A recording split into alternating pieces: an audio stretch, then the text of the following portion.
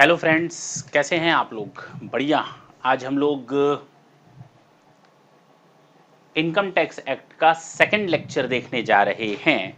Last lecture में जो हमने आपको बताया, थोड़ा रीकैप कर ले। जी सर, रीकैप करने से रिवीजन होता है।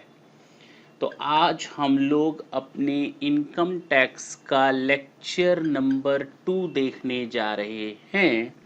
सबसे पहले बात करते हैं रीकैप की। अब तक जो हम लोगों ने देखा कि जो इनकम टैक्स है, basically this is the part of the direct tax, and direct tax में आज केवल और केवल एक इनकम टैक्स रह गया है। ठीक, उसके आगे हम लोगों ने देखा कि there are two types of taxes in India. The first one is direct tax and the second one is indirect tax. Indirect tax में अब आपको दो ही एक्ट देखने हैं। The first one is your GST and the second one is your customs act. Okay, इसके बाद जो मैंने आपको डिस्कस किया, डायरेक्ट और इनडायरेक्ट टैक्सेस के बीच में डिफरेंसेस मैंने बताया, और उसके बाद में मैंने आप लोगों के साथ शेयर किया था कि income tax act citizenship basis पर चार्ज नहीं किया जाता, बल्कि रेजिडेंशियलशिप स्टेटस के हिसाब से चार्ज किया जाता है। ओके, वो बाद में देखेंगे कैसे चार्ज किया जाता है, रेजिडेंशियलशिप कैसे कैलकुलेट की जाती है, वो बाद में देखेंगे। इसके अलावा जो मैंने आपको बताया कि चलिए अब हम आप लोगों को इनकम टैक्स एक्ट पढ़ाते हैं। एक्ट में हमने सेक्शन वाइज सेक्शन नंबर 1 आपको बताया था। सेक्शन नंबर 1 कहता है, this is income tax act 1961 applicable from 1 April 1962, equally applicable throughout India including Jammu and Kashmir. Okay, आज हम लोग सेक्शन 2 की बात करेंगे। Basically section 2 is the definition part. Section 2 में क्या बताया गया है? डेफिनेशन दी गई है। जितने भी इंपॉर्टेंट टर्मिनोलॉजीज हैं, सारे टर्मिनोलॉजीज को हम लोग डेफिनेशन में नहीं रख सकते। मींस जहां पर किसी चीज की पर्टिकुलर पॉइंट की मीनिंग ड्रॉ करनी हो, पर्टिकुलर किसी वर्ड की, उन सबकी डेफिनेशन हमको सेक्शन 2 में दे रखी है। Is it clear? जिसमें सबसे इंपॉर्टेंट आपकी डेफिनेशंस जो हैं, फिलहाल जो आपके काम की हैं, सेक्शन 2 सबसेक्शन 24, सेक्शन 2 सबसेक्शन 31। हमने यहां पर इसके साथ वर्ड यूज किया सबसेक्शन, जबकि आप लोग ये हमेशा याद रखेंगे कि सेक्शन 2 एंड सेक्शन 10 के साथ जितने भी सब सेक्शंस होते हैं, बेसिकली वो सब सेक्शंस नहीं होते, वो क्लॉजेज होते हैं।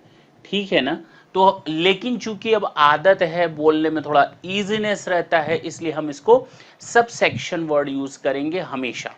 लेकिन आप हमारी इस गलती को माफ करेंगे और हम इसको यूज करेंगे sub section. Instead of using the word clause, I will try to use the word sub section. Okay, तो ये सब सेक्शन है। बेसिकली होना क्या चाहिए सर? क्लॉज होना चाहिए। तो सेक्शन 2 क्लॉज 24, सेक्शन 2 क्लॉज 31, लेकिन मैं इसको बोलूंगा 2 सबसेक्शन 24 एंड सबसेक्शन 31। इसमें डेफिनेशन दी गई है इनकम की, और इसमें डेफिनेशन दी गई है पर्सन की। जब से मैंने आपको इनकम टैक्स पढ़ाना स्टार्ट किया है, तब से मैंने आपको एटलीस्ट कई बार ये चीज बताई है कि जो हमारा इनकम टैक्स एक्ट है, that is to be charge on a person. एक पर्सन पर चार्ज किया जाता है, क्योंकि ये डायरेक्ट टैक्स है। ये डायरेक्ट टैक्स है, ये उसी बंदे से कलेक्ट किया जाता है जिसके ऊपर ये लेवी किया जाता है। ठीक है, लेकिन सर इस पर्सन में कौन कौन आएंगे, जरा उसके बारे में भी तो आप हमें बताइए जी। सेक्शन 2 सब सेक्शन 31 कहता है definition of a person, definition of a person. तो हम लोग section 2 sub section 31 definition of person देखेंगे। पर्सन को डिफाइन किया गया है, और 7 तरह से पर्सन्स बताए गए हैं। There are 7 type of person under income tax act.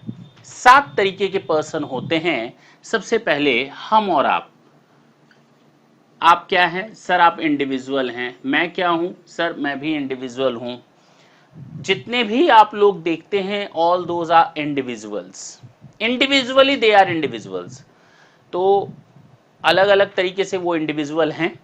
ठीक है, उनके ऊपर टैक्स लगेगा। और मैंने आपको ये चीज सीधे सीधे बताई थी कि अगर आप इंडियन रिसोर्सेस का यूज करके कुछ भी कमाएंगे, अगर आप इंडियन टेरिटरी का यूज करके कुछ भी कमाएंगे, then you have to make the payment of tax irrespective of the fact whether you are the citizen of India or not. इससे कोई फर्क नहीं पड़ता कि आप इंडियन सिटीजन हैं या नहीं, you are needed to make the payment of tax if you have earned something by using the Indian resources.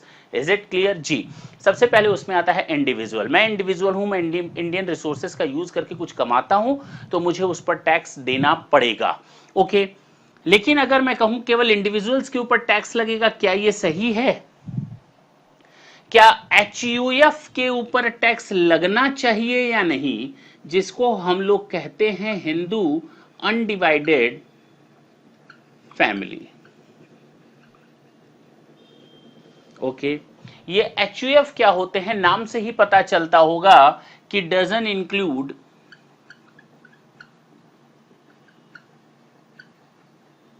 Christian family,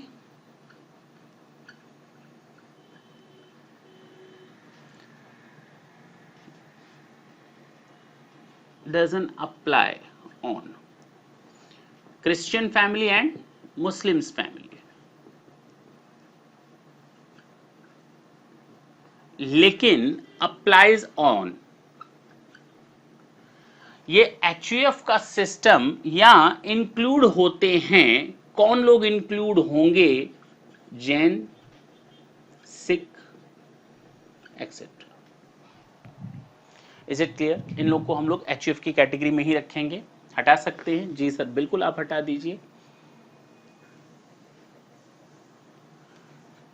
क्योंकि मुस्लिम्स का अपना पर्सनल लॉ है, इसी तरह क्रिश्चियंस का भी, लेकिन बाकी लोगों को हम लोगों ने HUF की कैटेगरी में रखा। हम इंडियन की बात कर रहे हैं। ओके, HUF की एक खास बात क्या होती है? There is a parent, mother and father, children,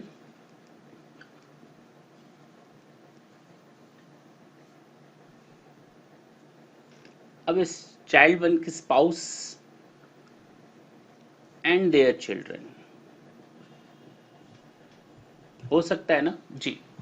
ये हमारी ऑटोमेटिक स्टेटसशिप में आ जाता है, इसके लिए किसी कॉन्ट्रैक्ट को करने की जरूरत नहीं है। Automatically it creates a Hindu undivided family, automatically. इसमें डिवीजन की बात नहीं होती, जब तक डिवीजन नहीं होगा तब तक ये HUF कहलाएगी। हाँ, अगर डिवीजन हो गया, मान लो ये अलग हो गए, तो अब हमारी दो फैमिलीज बन गई, एक HUF ये, दूसरा HUF ये। कहने का मतलब ये कॉन्ट्रैक्ट से नहीं बनता, इसका स्टेटस ऑटोमेटिक क्रिएट होता है। ठीक, दो तरह की HUF होते हैं, दो तरह से। एक पूरा असेसमेंट चलेगा, इस पर पूरा एक लेक्चर चलेगा, एक क्या 3-4 लेक्चर्स चलेंगे असेसमेंट ऑफ HUF। तो उसमें शुरू के एक लेक्चर में तो हमें आपको यही बताना पड़ेगा कि HUF का सिस्टम होता कैसे है इंडिया में, ये हम लोग को सीखना पड़ेगा। फिलहाल हम वहां आगे नहीं बढ़ रहे, वो बहुत आगे की बात है। लेकिन ये HUF हैं कितने तरह के, इनके दो तरह होते हैं। They are 2 types of HUF in India. दो तरीके के HUF होते हैं इन इंडिया। पहला HUF होता है हमारा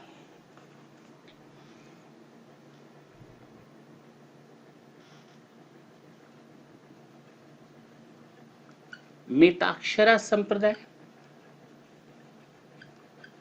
एंड दाय भाग संप्रदाय।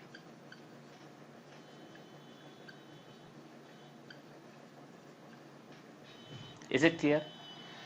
HUF को भी हम लोगों ने पर्सन की कैटेगरी में रखा है। अगर एक पूरी फैमिली कुछ कमाती है फैमिली, HUF के नाम से कमाती है, तो वो भी एक पर्सन की कैटेगरी में आएंगे। मैंने क्या कहा? मैंने कहा इंडियन रिसोर्सेज का यूज करके आप जो कुछ भी कमाओगे, you are needed to make the payment of tax.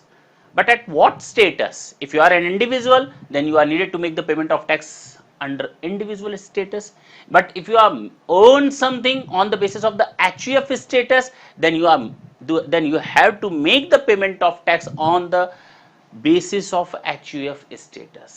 Okay, यानी ये स्टेटस अलग अलग हो गए, कमाए कोई भी टैक्स देना पड़ेगा। अब चाहे इंडिविजुअल कमाए चाहे एचयूएफ कमाए। सर अगर ना मुस्लिम्स वगैरह या क्रिश्चियंस पर टैक्स नहीं लगता ना इस तरीके से, तो उन लोगों को तो माफी मिल गई ना, तो उन लोगों को तो फायदा मिल गया। फायदा नहीं मिला। मैंने ये बिल्कुल नहीं कहा है कि उन्होंने कमाया ज्वाइंट फैमिली के नाम से and they are exempted, only HUF are needed to make the payment of tax. यहां उल्टा है, एचयूएफ को बेनिफिट मिला है एक अलग पर्सन मानने का।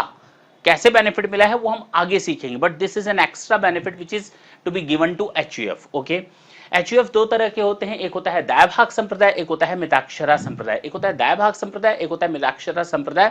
सर दायभाग संप्रदाय क्या होता है और मिताक्षरा संप्रदाय क्या होता है? अंडर मिताक्षरा संप्रदाय अगर मैं आपको बोलूं कि इसको देखने से आपको क्या वर्ड याद आ रहा है, अगर मैं आपसे, अरे बोलो ना, इसको देखने से कुछ निकल रहा है आपके मुंह से, बोलो भाई। जी सर, निकल रहा है मित्र।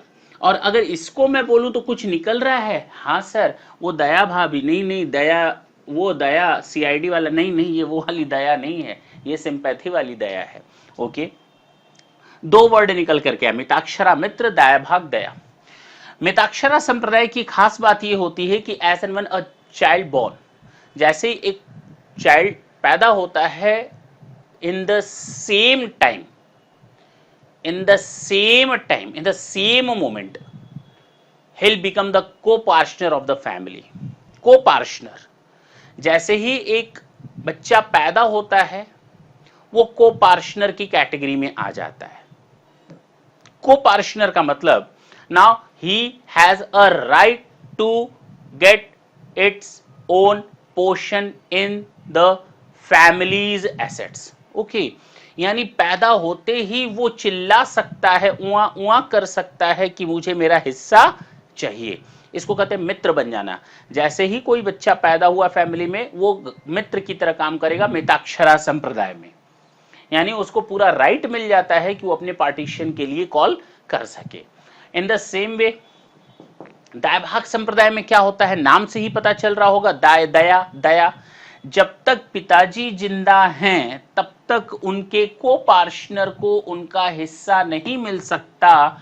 पिताजी चले जाएं दुनिया को छोड़कर तो ही बच्चों में पार्टीशन पॉसिबल है, अदरवाइज वो उनकी दया पर जिंदा रहेंगे।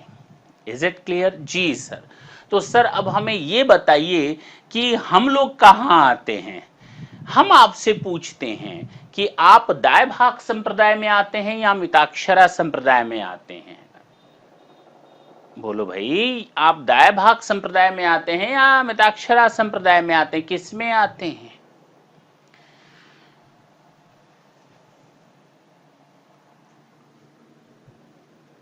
वेस्ट बंगाल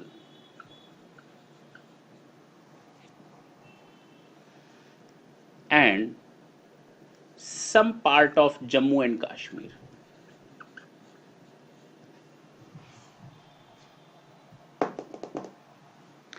दायभाग संप्रदाय एंड रेस्ट ऑफ इंडिया पर एप्लीकेबल होता है आपका मिताक्षरा संप्रदाय। अब आप खुद देख लें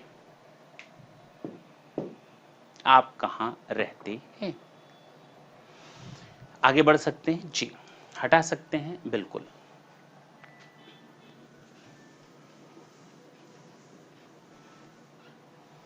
हम लोगों ने देखा कि दो तरीके के होते हैं। को पार्टनर का मतलब होता है सहभागी। मैं वर्ड लिख दे रहा हूं, हो सकता है आपको समझने में दिक्कत हो। को पार्टनर का मतलब होता है सहभागी। चले डिटेल में हम लोग इसका पूरा देखेंगे। Assessment of individual, assessment of HUF, उस समय डिटेल में डिस्कस करेंगे, लेकिन काफी सारी चीजें पढ़ने के बाद आज तो हम केवल यही समझने के लिए बैठे हैं कि what is the definition of person. Person में दो चीजें देखेंगे, इंडिविजुअल, एचयूएफ, और मैंने बताया in totality they are 7 persons. Individual, HUF, firm.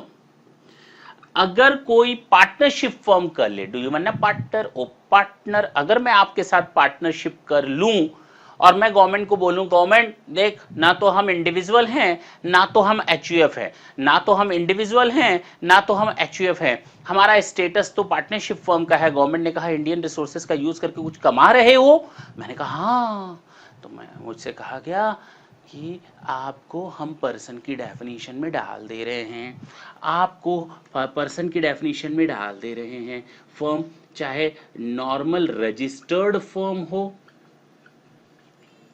या फिर एलएलपी हो, पार्टनरशिप फर्म हो या फिर एलएलपी। एलएलपी का मतलब limited liability partnership. Partnership firm भी दो तरीके की होती हैं, एक तो नॉर्मल फर्म होती है जिसको हम लोग अनलिमिटेड लायबिलिटी पार्टनरशिप फर्म बोलते हैं, और दूसरी एक लिमिटेड लायबिलिटी पार्टनरशिप फर्म होती है। Is it clear? ठीक।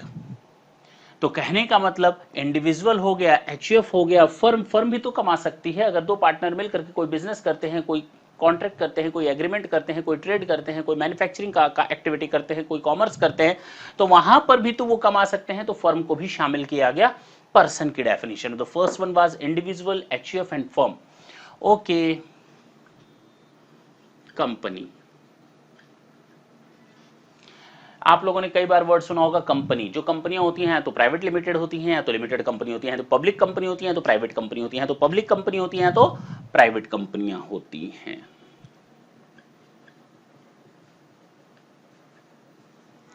कंपनी को भी किस कैटेगरी में डाला गया? पर्सन की कैटेगरी में। अच्छा, अगर कोई बंदा पार्टनरशिप फॉर्म ना बना करके कंपनी बना दे और कहे कि हम तो पैसा नहीं देंगे टैक्स का, क्योंकि हम तो किसी पर्सन में आते ही नहीं, क्योंकि हम इंडिविजुअल नहीं हैं, हम एचयूएफ नहीं हैं, हम पार्टनरशिप फॉर्म नहीं हैं, तो कहा गया नहीं भैया, आप कंपनी हो, हाँ, आप इंडियन रिसोर्सेज का यूज करके कुछ कमाते हो, हाँ, तो आपको हम डाल देते हैं किस कैटेगरी में? पर्सन की कैटेगरी में। Okay,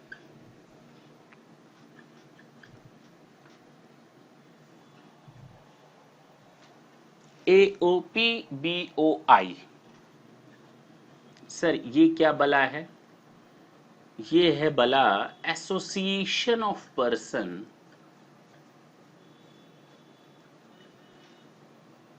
and body of individuals. Sir ये क्या है एसोसिएशन एओपी बीओआई? ये तो तुषार कपूर की याद आ रही है जी। एओपी और बीओआई क्या होती है? हो सकता है किसी ने पार्टनरशिप की, किसी ने पार्टनरशिप की, मिस्टर एक्स ने, मिस्टर वाई ने और मिस्टर जेड ने, तीन लोगों ने मिलकर के पार्टनरशिप फर्म बनाई। लेकिन बनाने का तरीका क्या था? बनाई तो फर्म लेकिन अनरजिस्टर्ड। तो बताओ क्या हम इसको पार्टनरशिप में ले जा सकते? नहीं सर, आपने तो वर्ड लिखा है रजिस्टर्ड पार्टनरशिप। इसका मतलब क्या अनरजिस्टर्ड इसमें जाएगी? नहीं जाएगी। कहां जाएगी? वो यहां जाएगी, एओपी बीओआई। अब हमें ये बताओ ये एओपी है या बीओआई है? सर अभी क्लियर नहीं हुआ। ठीक है, messrs P limited, mister Y and mister Z, ये एचयूएफ। अब मैं आपसे पूछता हूं, इन तीनों ने मिलकर के भी एक अनरजिस्टर्ड फर्म बनाई। अब हमें आप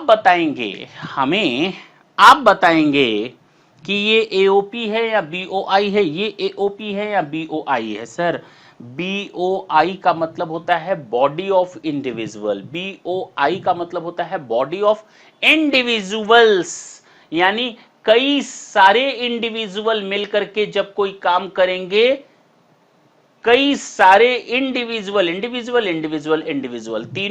इंडिविजुअल, ये भी इंडिविजुअल, ये भी इंडिविजुअल, ये भी इंडिविजुअल, तो this is known as body of individuals. Is it clear? तो ये अनरजिस्टर्ड तो है लेकिन बीओआई की तरह ये टैक्सेबल हो जाएगा। लेकिन ये क्या ये इंडिविजुअल है? नहीं सर, ये इंडिविजुअल नहीं है। क्या ये इंडिविजुअल है? नहीं सर, ये है एचयूएफ। और ये क्या है? कंपनी है। और ये क्या है? इंडिविजुअल। अगर तीनों इंडिविजुअल होते तो हम बोल सकते थे बॉडी ऑफ इंडिविजुअल, लेकिन इसमें इंडिविजुअल और अदर पर्संस का भी मिक्सचर है, इसलिए हम इसको कहेंगे एसोसिएशन ऑफ पर्संस। क्या नाम देंगे? Association of person. हाँ, इसका भी हम लोग असेसमेंट सीखेंगे आगे चल करके, एओपी और बीओआई क्या होता है, association of person and body of individual. लेकिन फिलहाल ये तो समझ में आया कि हम कितने तरीकों से कमा सकते हैं। हम इंडिविजुअल के तरीके से कमा सकते हैं, हम एचयूएफ के तरीके से कमा सकते हैं, हम फर्म के तरीके से कमा सकते हैं, हम कंपनी और एओपी बीओआई के तरीके से कमा सकते हैं, हम लोकल अथॉरिटी होंगे, हम गवर्नमेंट ऑर्गेनाइजेशन हैं तो क्या मेरे ऊपर टैक्स ना लगे? नहीं सर, ये तो नाइंसाफी हो जाएगी। जिस तरह नॉन गवर्नमेंट ऑर्गेनाइजेशंस के ऊपर टैक्स लगता है, in the same way we are needed to charge tax upon government organisations also. That's why there is local authority. तो लोकल अथॉरिटी के ऊपर भी टैक्स लगेगा। And the last one is artificial judicial person. ये artificial judicial person क्या है? अभी तक मैंने आपको जो जो बताया, individual, HUF, firm, company, AOP, BOI, local authority and artificial judicial person, that's it. This is the last one. ये क्या है आर्टिफिशियल जुडिशियल पर्सन? इसको अगर मैं दो पार्ट में तोड़ दूं, पहला आर्टिफिशियल पर्सन और दूसरा जुडिशियल पर्सन। इंसान के ऊपर तो टैक्स लगा ही लगा, हमने भगवान को भी नहीं छोड़ा टैक्स लगाने के लिए। सर आप भगवान को भी टैक्स लगाएंगे? जी। हुआ क्या, ये एक बंदे का घर है, ये उसका मेन गेट है, ये एक बहुत बड़ा पीपल का पेड़ है, ये रोड जा रही है। अच्छा जो कुछ भी हो, नॉर्मल कैटेगरी देख लेते हैं। हुआ क्या इस बंदे का हिसाब किताब कि इस बंदे के पास ब्लैक मनी बहुत थी। इसने रात में निकला और यहां पर एक भगवान जी की मूर्ति स्थापित कर दी, मंदिर बना दिया इसी पेड़ के नीचे, और बड़ा सा एक दान पात्र रख दिया, छोटा सा मंदिर और बड़ा सा दान पात्र, और लिख दिया दान पात्र। पूजा वूजा हुई। अगले दिन जब ये चाबी लेकर के आया और इसने खोला अपना दरवाजा दान पात्र का, तो लोगों की आंखें फटी की फटी रह गईं। किसी ने गुप्त दान किया था 5 करोड़ रुपए, पहले ही दिन 5 करोड़ की कमाई। सरकार से बोला गया ये तो किसी ने दान दिया है, इसके ऊपर टैक्स नहीं लगेगा, क्योंकि पैसा किसको दिया गया? भगवान को। कमाया किसने? भगवान ने। तो इस पैसे को छोड़ दें, टैक्स ना लगाएं। ऐसा है क्या? नहीं सर, इसके ऊपर भी टैक्स लगना चाहिए। तो अगर आपने कुछ ऐसा, अगर कोई मंदिर, मस्जिद, गुरुद्वारा, गिरजाघर या कोई भी स्टेटस हो, आप अगर डाइटीज के नाम पे कुछ कमाते हैं, अब हम तो नहीं कमा रहे, भगवान कमा रहे हैं, तो भगवान ही कमा रहे हैं, लेकिन जो उस मंदिर का इंचार्ज होगा, होल्डर होगा, that one will be the responsible to make the payment of tax on those amount of incomes also।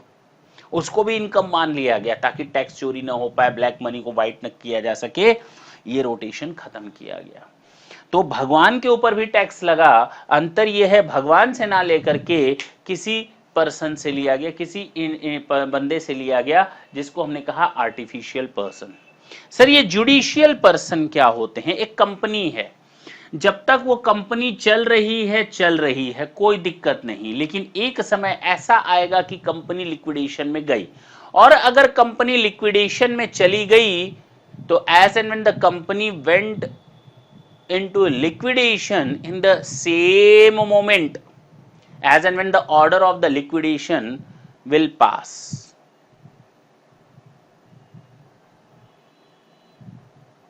liquidation समापन, जैसे ही वो ऑर्डर पास होगा कोर्ट के थ्रू, उस कंपनी के जितने कम कर्मचारी होंगे सबको रिट्रेंच मान लिया जाएगा, सबकी छटनी हो गई, चटनी नहीं हो गई, छटनी हो गई। जितने भी डायरेक्टर थे अब वो अपनी पोस्ट पर एज अ डायरेक्टर नहीं रहेंगे। Now all the assets and liability will automatically vest in favour of the liquidator. Automatically वो सारी की सारी एसेट्स एंड लायबिलिटी लिक्विडेटर के फेवर में आ जाएंगी। लिक्विडेटर कोर्ट के थ्रू अपॉइंट होता है, कैसे होता है वो हम लोग का अभी मैटर नहीं है, वो हम लोग कंपनी लॉ में देखेंगे। फिलहाल मान लेते हैं कोर्ट ने अपॉइंट किया किसी लिक्विडेटर को, जैसे ही कोर्ट ने एक हथौड़ा मारा कि अब कंपनी का लिक्विडेशन हो गया, जैसे ही ये ऑर्डर पास हुआ, इन the same moment a liquidator will be appointed, and as and when a liquidator will be appointed in favor of the company, all the directors and all the employees of the company will get retrenched. Is it clear? अब उनकी कोई post नहीं रहेगी. अब company की सारी assets और liability पर लिक्विडेटर का कब्जा है, उसके फेवर में है. अब वो लिक्विडेटर उन एसेट्स को प्रॉपर्ली डिस्पोज ऑफ करेगा और लायबिलिटीज को डिस्चार्ज करेगा. एसेट्स को डिस्पोज ऑफ करके लायबिलिटीज को डिस्चार्ज करेगा. वो सारा का सारा लिक्विडेशन प्रोसेस में आता है. फिलहाल वो बात की बात है. तो क्या अब इस डिस्पोज ऑफ और डिस्चार्ज करने में प्रॉफिट नहीं हो सकता? एसेट्स को प्रॉफिट या लॉस पे नहीं बेचा जा सकता? बिल्कुल सर. अब कंपनी पर टैक्स लगाया जाए ना लगाया जाए? सर कंपनी है कहां? हाँ, बात तो सही है, कंपनी तो है ही नहीं, वो तो लिक्विडेशन प्रोसेस में है. अब उस पर टैक्स लगना चाहिए या नहीं? सर कुछ कमाएंगे तो लगना चाहिए, और वही लगना चाहिए किसके बेसिस पर? जुडिशियल पर्सन, यानी कि वो liquidator will be responsible to make all the payment of taxes duly in time. He will be the responsible person. Is it clear? जी सर. तो हम लोगों ने देख लिया, they are 7 types of person: individual, HUF, firm, AOP, BOI, company, local authority and artificial judicial person. इसको देखें तो हम फिर सेक्शन 3 की ओर मूव करेंगे. हटा रहे.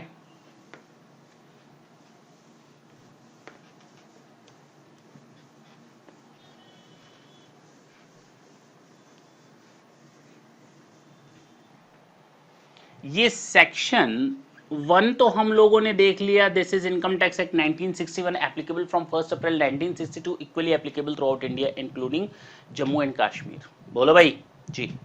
सेक्शन 2 हम लोगों ने देखा, definition of a person, and there are 7 types of person. कितने? 7. कितने पर्सन थे? 7 तरीके के: individual, HUF, firm, AOP, BOI, company, local authority and artificial judicial person. अब सर ये याद रखने में दिक्कत होती है, तो ये तो पक्की बात है कि डेफिनेशन जो दी जाती है, चाहे पर्सन की ही डेफिनेशन हो, वो सेक्शन 2 में होगी. इसको याद रखने में कोई दिक्कत नहीं सर. कितने तरीके के पर्सन होते हैं? सर 7. तो हमें ये याद रखने और ये याद रखने में कोई दिक्कत नहीं. यानी 2 को कहां तक पहुंचाना है? 7 तक. तो 3 से मल्टीप्लाई कर दें, कितना हो गया सर? 6. 1 जोड़ दें, कितना हो जाएगा? 7. याद करने का तरीका है, अदरवाइज ऐसा कोई सिस्टम नहीं है. तो आपका एक डेफिनेशन हम लोगों ने देख लिया 231.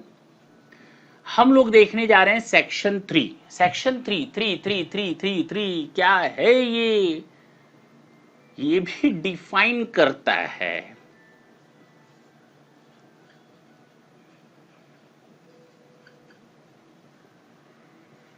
Define previous year. ठीक, प्रीवियस ईयर को डिफाइन करता है सेक्शन 3. जब हम लोग इनकम टैक्स पढ़ेंगे ना, पढ़ ही रहे हैं, पढ़ेंगे क्या, तो वहां हम लोग को 2 चीजें नजर में आएंगी बार बार, हर एक जगह, हर एक समय. एक को हम लोग कहेंगे असेसमेंट ईयर, और दूसरे को नाम देंगे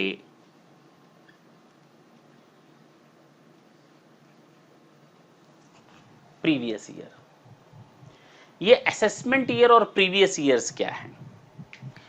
सबसे पहले तो ये समझें, मैंने बिजनेस स्टार्ट किया, मान लेते हैं 1 अप्रैल 2018 को.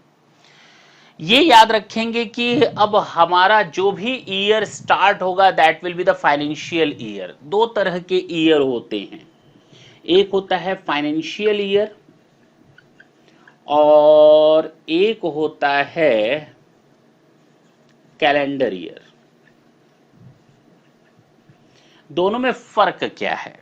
कैलेंडर कहां से स्टार्ट होता है सर? जनवरी से, और खत्म कहां होता है sir? December.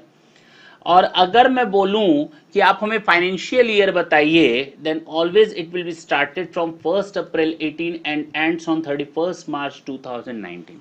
This is our financial year. दोनों में ये फर्क होता है. फाइनेंशियल ईयर हमेशा अप्रैल से स्टार्ट होता है और मार्च को एंड होता है, जबकि हमारा कैलेंडर ईयर जनवरी से स्टार्ट होता है और दिसंबर में एंड होता है.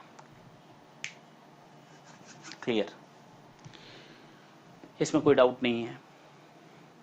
इनकम टैक्स कभी भी इसको रिकॉग्नाइज नहीं करता. बात चल रही है कि हम लोग कैलेंडर ईयर को बेस बनाएं, ना कि फाइनेंशियल ईयर को फिलहाल। इनकम टैक्स केवल और केवल फाइनेंशियल ईयर को ध्यान में रखता है, 1 अप्रैल टू 31 मार्च। हमने 1 अप्रैल से कमाना स्टार्ट किया 31 मार्च 19 तक।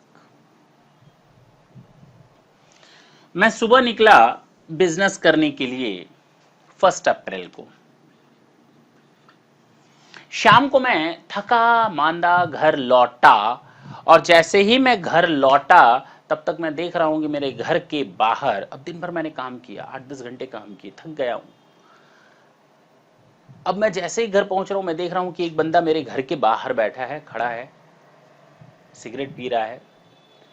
जैसे ही मैं अपने घर जाने लगा, कहा रुक रुक। मैंने कहा क्या हुआ भाई, काहे को रोक रहा है? उसने कहा कितना कमाया? मैंने कहा तू कौन होता है कितना कमाया कितना नहीं कमाया पूछने वाला? कहता मैं इनकम टैक्स डिपार्टमेंट से हूँ। मैंने कहा ओ तू मेरे घर पे खड़ा है, इनकम टैक्स डिपार्टमेंट का क्या करने के लिए? कहा दिन भर का हिसाब लाओ। मैंने कहा दिन भर में इतना कमाया, इतना खर्च किया, इतने की चाय पी, इतना बर्बाद किया, ये किया वो किया, फलाना वो, हिसाब लिया, टैक्स लिया, चला गया। अगले दिन फिर आए। कितने दिन तक कोई बर्दाश्त करेगा? क्या ऐसी कोई पॉलिसी पॉसिबल है? हर घर के बाहर एक बंदा बैठा दो, वसूली भाई चल रहा है क्या? नहीं सर, ऐसे कैसे हो सकता है, इसको हटाइए, ये पॉसिबल नहीं है प्रैक्टिकली। तो पॉसिबल क्या, वीकली हफ्ता वसूली की जाए? नहीं सर, आप भी ना, मंथली नो, ईयरली। गवर्नमेंट ने कहा आप कुछ भी कमाओ, 1 अप्रैल से 31 मार्च तक जो कुछ भी कमाओगे हम बिल्कुल नहीं आएंगे आपसे पूछने। आप अगर 1 अप्रैल 17 से कमा रहे हो तो 31 मार्च 18 तक कुछ भी कमाओ। इस साल आप कुछ भी कमाओ 1 अप्रैल 31 मार्च 18 तक, हम कुछ भी आपसे पूछने नहीं आएंगे। इसमें अर्न करो और इसमें इस अर्निंग पर टैक्स दे दो। हाँ बिल्कुल सही है। जिस साल हम कमाते हैं उसको हम प्रीवियस ईयर का नाम देते हैं, और जिस साल हम टैक्स देते हैं उस इनकम पर उसको हम असेसमेंट ईयर का नाम देते हैं। तो कमाने वाले साल को हम प्रीवियस ईयर का नाम देंगे और टैक्स वाले साल को हम असेसमेंट ईयर का। इसका मतलब तो ये हुआ ना सर कि इस साल अब हम कुछ कमा नहीं सकते क्योंकि इस साल तो हमको टैक्स लेना है, ठेंगा। अरे कमाते रहो कमाते रहो कमाते रहो, कोई दिक्कत नहीं है। अंतर यह है कि जब आप इसमें कमाओगे तो ये आपका प्रीवियस ईयर हो जाएगा, और इस कमाई पर जो टैक्स दोगे वो आप दोगे 1 अप्रैल 19 टू 31 मार्च 20। ये टैक्स का पेमेंट होगा और इसको हम असेसमेंट ईयर का नाम देंगे। जो चीज असेसमेंट ईयर थी वो प्रीवियस ईयर भी है, लेकिन वो प्रीवियस ईयर उसके लिए है जो हम उस साल कमा रहे हैं। इस साल जो कुछ भी कमाया इस साल टैक्स दिया, और इस साल जो कुछ भी कमाया इस साल टैक्स दिया, और इस साल जो कुछ भी कमाएंगे उसका टैक्स अगले साल देंगे। तो ये प्रीवियस ईयर, ये असेसमेंट ईयर, और ये कंटिन्यूएंस में चलती चली जाएगी ये प्रोसेस, कहीं स्टॉप होने वाला नहीं है। Is it clear? जी sir.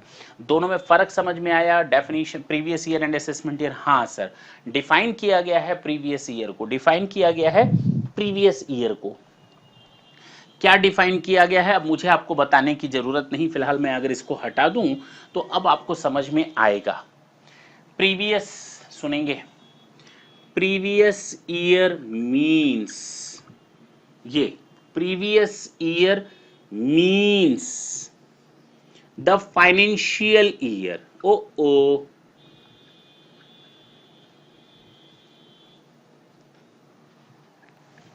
Previous year means the financial year which is immediately preceding of assessment year.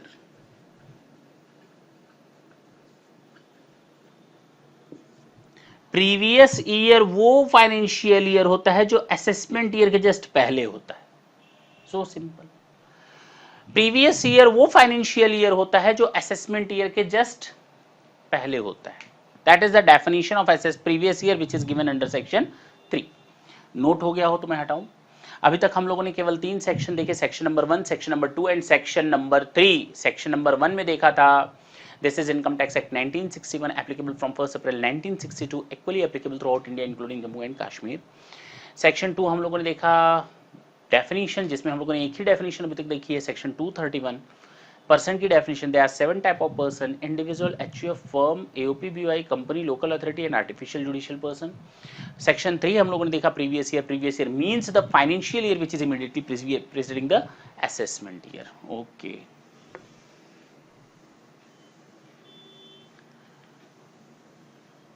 अच्छा जी,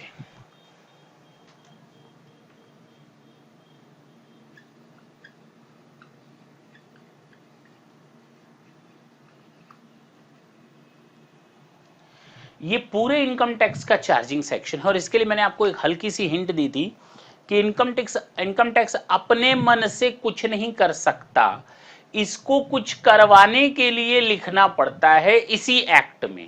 यानी ये एक्ट करने के लिए उसमें सेक्शन या प्रोविजंस होने चाहिए, बिना उसके ये काम आगे नहीं कर सकता। तो अब आगे का जितना भी आप इनकम टैक्स आज के बाद पढ़ेंगे वो सब का सब केवल और केवल किसके कारण आया, सेक्शन 4। सेक्शन 4 ना होता तो ये भी ना होता। क्या है सेक्शन 4 में? Charges of income tax.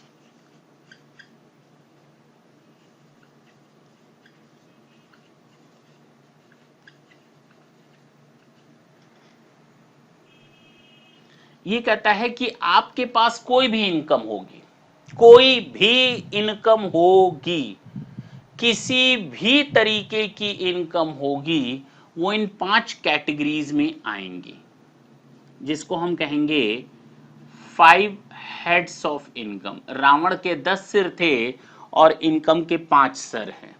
पहला, इनकम फ्रॉम सैलरी।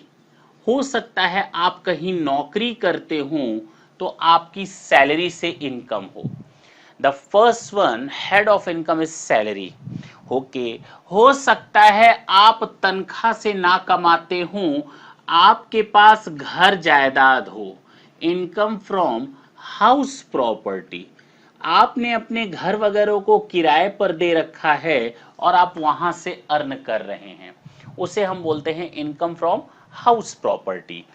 2 तरीके की इनकम फ्रॉम सैलरी, हो सकता है आप नौकरी कर रहे हो सकता है नौकरी के साथ साथ आपके पास घर जायदाद भी हो बहुत ज्यादा, जिसको आपने किराए पर दे रखा हो, आप उस वहां से कुछ कमा रहे हो। या हो सकता है आपके पास केवल इनकम फ्रॉम हाउस प्रॉपर्टी हो।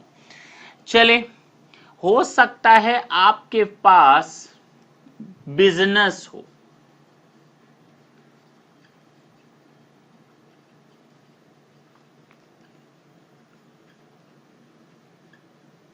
हो सकता है आपके पास बिजनेस या प्रोफेशन हो सकता है आपके पास सैलरी से इनकम ना हो। कई लोगों को आप देखते होंगे नौकरी कर रहे हैं, कई लोग देखते होंगे आप बिजनेस कर रहे हैं, कई लोग घर पे बैठे हुए हैं और किराए से कमा रहे हैं। कई लोगों की एक और इनकम होती है, अपनी बिल्डिंग, अपनी प्रॉपर्टी को बेच करके कुछ कमाते हैं। हाँ, या तो नौकरी से कमाएंगे, या तो सैलरी, मतलब सैलरी लेकर कमाएंगे, या फिर घर से कमाते हैं किराए पर दे करके, या फिर बिजनेस से कमाते हैं, या फिर किसी एसेट या प्रॉपर्टी को बेच करके कमाते हैं। और कोई भी ऐसी इनकम जो इन चारों में ना आए वो अदर सोर्सेस कहलाती है, income from other sources.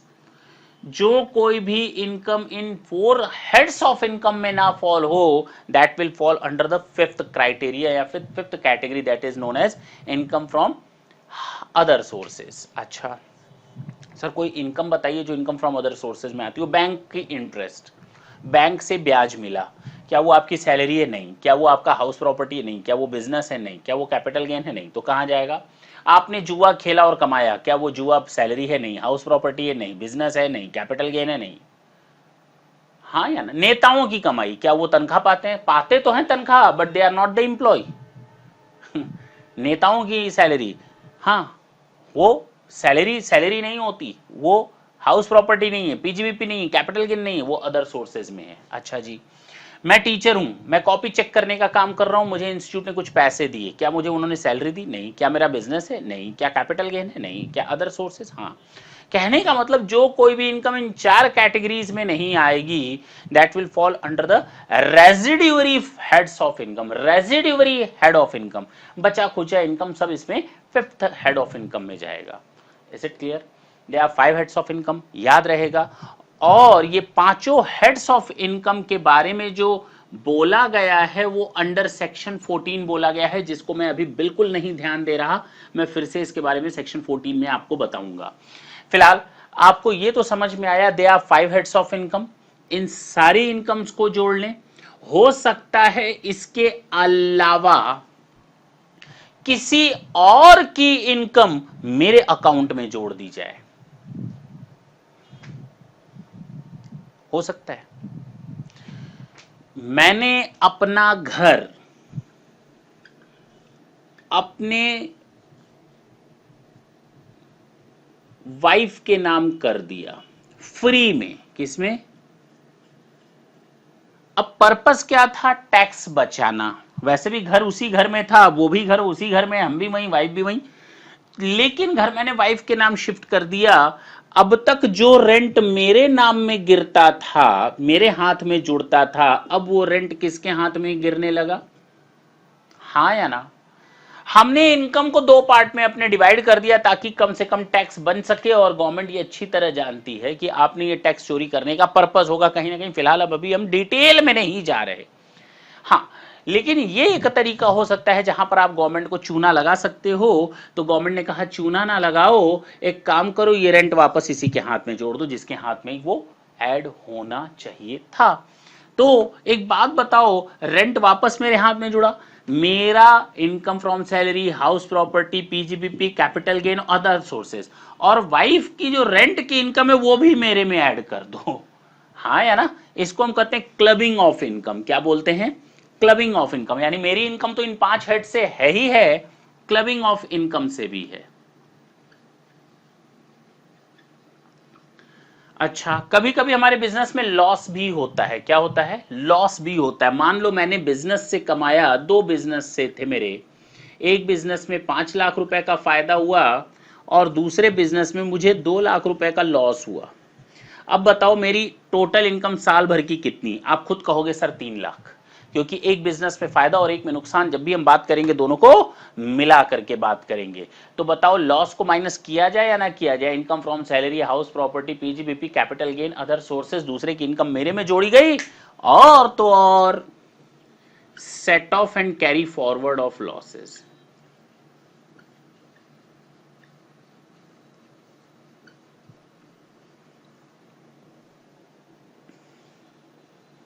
Gross total income, इसमें से गवर्नमेंट आपको कभी कभी बेनिफिट्स देती है डिडक्शंस के नाम से। किस नाम से?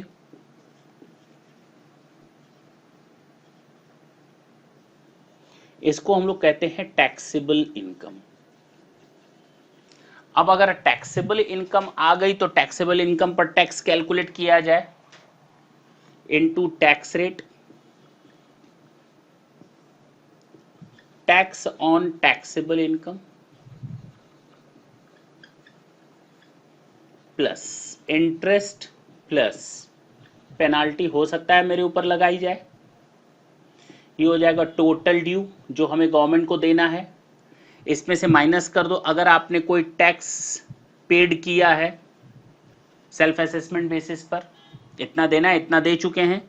टीडीएस कट चुका है, टीसीएस कट चुका है, एडवांस टैक्स मैंने दे दिया है, बाकी है नेट बैलेंस टू पे या net liability of income tax. अब एक चीज जरा देखें, हम लोगों ने ये सिस्टम यहां तक तो देखा, लेकिन एक चीज तो क्लियर हो गई that we have to start from salary and ends with the net profit, net balance of the tax liability. ऐसे ऐसे चलना है हम लोग को। और ये देखना पूरा सिस्टम एक स्टोरी बनी हुई है चैप्टर्स की। अब हमें ये नहीं देखना पड़ेगा कि पीजीबीपी चैप्टर कहाँ आएगा, यहां पर आएगा तीसरे नंबर पे। हमें ये नहीं देखना पड़ेगा क्लबिंग कब पढ़ना है, इन 5 को हम पढ़ लें उसके बाद क्लबिंग पढ़ेंगे। हमें ये नहीं देखना है कि डिडक्शंस कब पढ़ने, इन सबको पढ़ लो उसके बाद डिडक्शन पढ़ो। कहने का मतलब each and everything is now clear, crystal clear कि हमको कौन सा टॉपिक कब स्टडी करना है, and that is only and only due to section 4। और मैं सेक्शन 4 की 3 लाइनें हैं वो मैं पढ़ देता हूं। every person whose total income of the previous year exceeds the maximum amount not chargeable to tax is an SSE and chargeable to income tax at the rates prescribed in the Finance Act for the अच्छा जी, इसने यही बोला section 4 ने कि अगर आपकी income maximum amount not chargeable to tax से अधिक है then you are needed to make the payment of tax. और maximum amount not chargeable to tax कैसे निकलेगा, कुछ ऐसे निकलेगा। ये पूरा एक सिस्टम है जो सेक्शन 4 के कारण आया है। इसको अगर आप लोग नोट कर लेंगे तो एक फायदा मिलेगा कि अगर हमको ये पता चलेगा हमको आगे पढ़ना क्या है। जिस दिन हम लोग बेस खत्म करेंगे उस दिन से हम लोग सैलरी चैप्टर स्टार्ट करेंगे, और हमें ये अच्छी तरह मालूम होना चाहिए they are 5 heads of income. मैं बार बार बोल रहा हूं क्योंकि जब आगे चलेंगे तो मैं इस पर आपको थोड़ा कंफ्यूज करूंगा। 5 हेड्स ऑफ इनकम नोट करें, थोड़ा जल्दी करेंगे।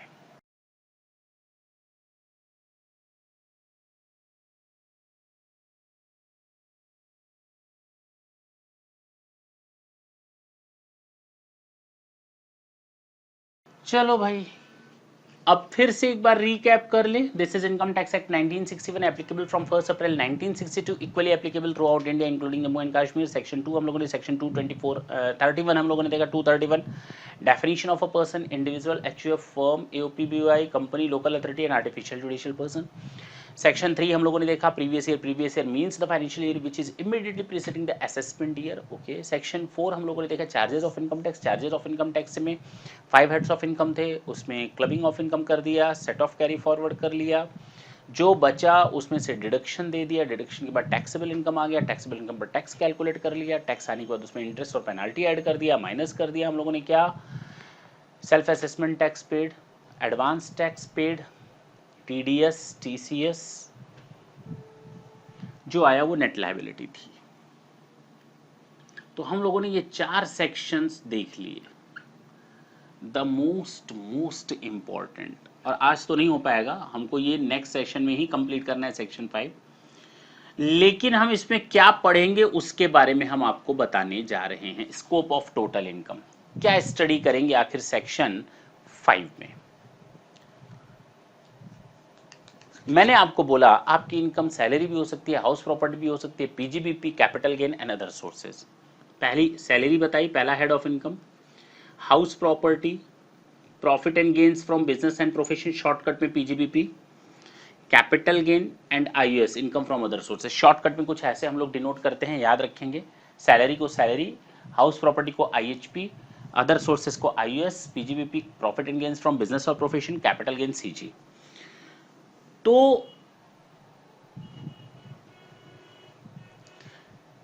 जब हम लोग एक एक चैप्टर को देखेंगे और हमारे पास कोई विदेशी आता है, अमेरिकन आता है, कहता है बताओ हम जो सैलरी इंडिया में कमा रहे हैं क्या टैक्सेबल होगा, अब लगा मैं सैलरी चैप्टर पलटने। कोई इंडियन आता है कहता है मैं अमेरिका में कमाता हूं, क्या मेरे ऊपर इंडिया में टैक्स लगेगा, मैं लगता हूं सैलरी चैप्टर पलटने। कोई बंदा आता है इंडिया का, कहता है मेरी हाउस प्रॉपर्टी अमेरिका में पड़ी हुई है, क्या उसके रेंट पर इनकम टैक्स इंडिया में लगेगा।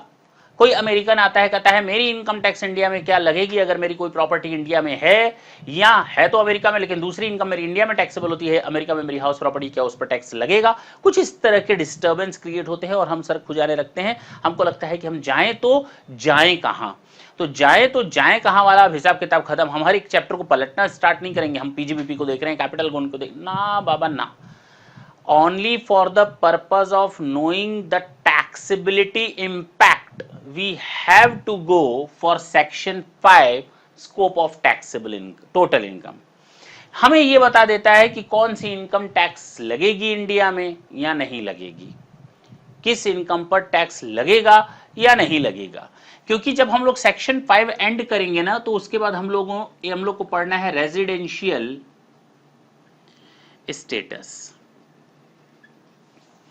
याद आया होगा लास्ट क्लास में मैंने बोला था रेजिडेंशियल स्टेटस के हिसाब से इनकम इंडिया पर टैक्सेबल होती है। हाँ, हमें यह पता करना होता है रेजिडेंशियल स्टेटस में कि कौन बंदा रेजिडेंट एंड ऑर्डिनरी रेजिडेंट, याद आया होगा लास्ट क्लास में मैंने लिखा था resident but not ordinary resident, याद आया होगा लास्ट सेशन मैंने ये वर्ड यूज किया था।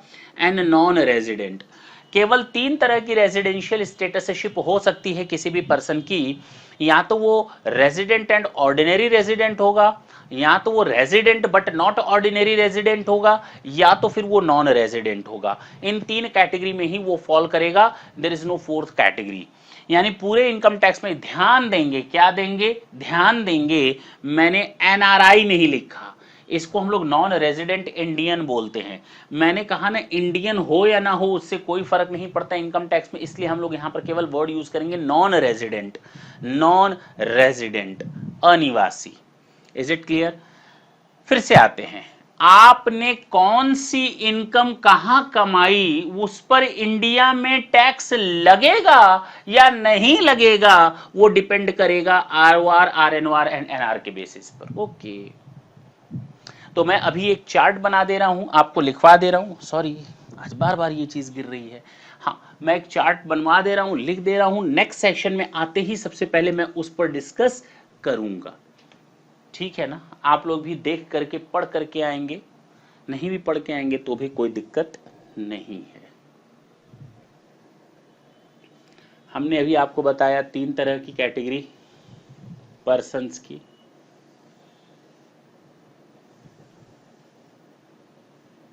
या तो ROR resident and ordinary resident, resident but not ordinary resident, non resident.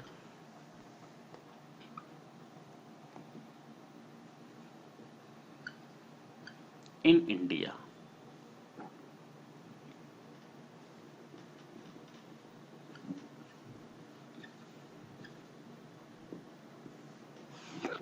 Sorry outside India. अगर हम इन इंडिया की बात करें, इनकम एक्रूड और अराइज,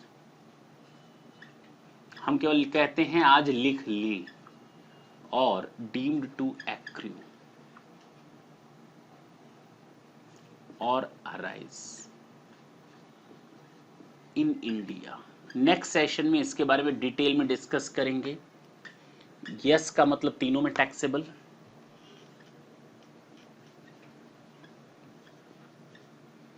इनकम रिसीव्ड और deemed to be received in India, तीनों में टैक्सेबल होगा। अच्छा, हम बात करने जा रहे हैं आउटसाइड इंडिया की।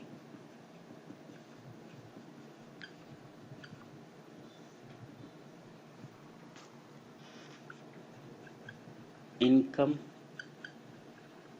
एक्रू और अराइज आउटसाइड इंडिया।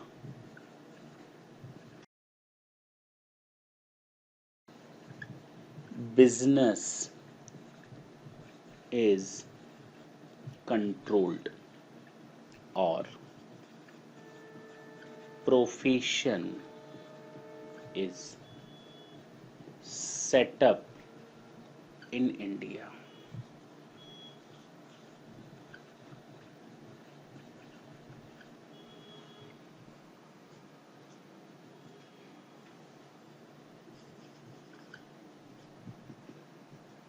बस आपको ये चार्ट आज नोट कर लेना है।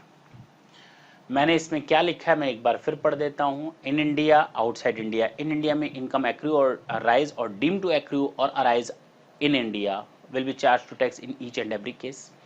Income receipt or deemed to be receipt in India will be charged to tax in case in all types of person. Outside India, income accrue or arise outside India, but if business is controlled or profession is set up in India, will be charged to tax only in the first 2 cases, and in case of any other income or in any other case, the income will be charged to tax only in the case of ROR, and in rest 2 cases it won't be charged to tax. That's it. आपको इसको एक दो बार लिखना है ताकि दिमाग में words और टर्मिनोलॉजी क्लियर हो जाएं। तो हम लोग नेक्स्ट सेशन में उम्मीद करते हैं सेक्शन 5 भी और सेक्शन 6 भी कवर कर लें। क्लियर है जी? Thank you, thanks.